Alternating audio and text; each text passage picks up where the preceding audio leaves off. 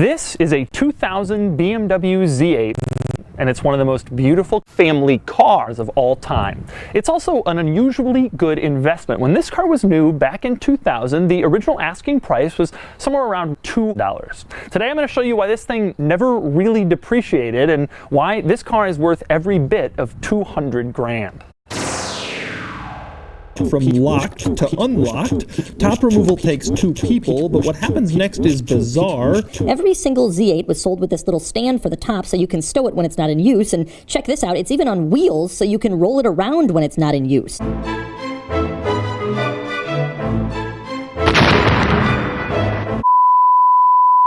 Also interesting, the dials.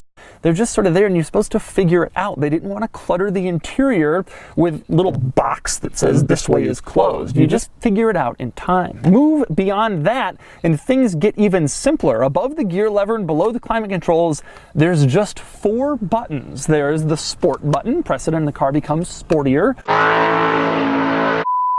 There's the hazard lights. I know that you and Frank were planning to disconnect me, and I'm afraid that's something I cannot allow to happen. There is the door locks, and then there's one more toggle switch, and that would be for the convertible top. And speaking of the convertible top, I know how much you people like to watch the tops go up and down, and so, well, here you go.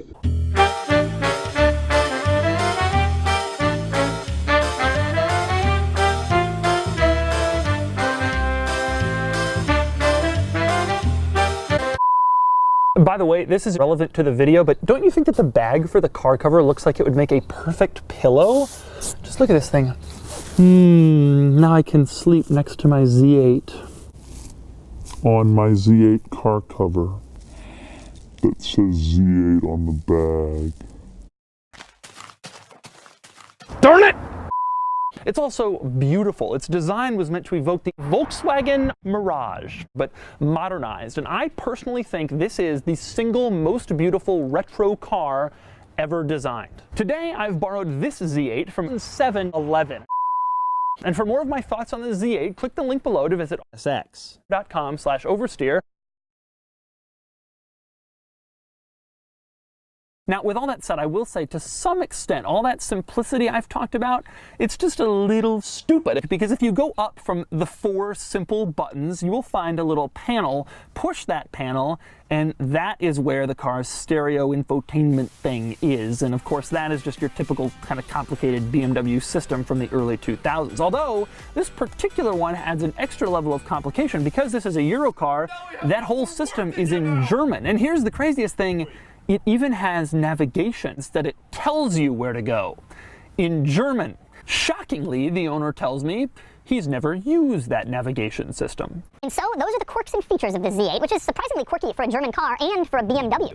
And now I'm going to do something I've wanted to do ever since I first saw a bright red Z8 in the parking lot of my eye doctor right after it first came out when I was 600,000 years old. I'm going to get behind the wheel and take this car for a drive.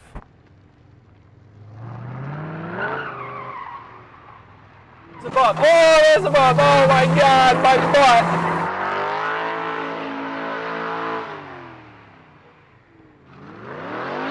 If you live in Phoenix and your air conditioning broke yesterday, I envy you!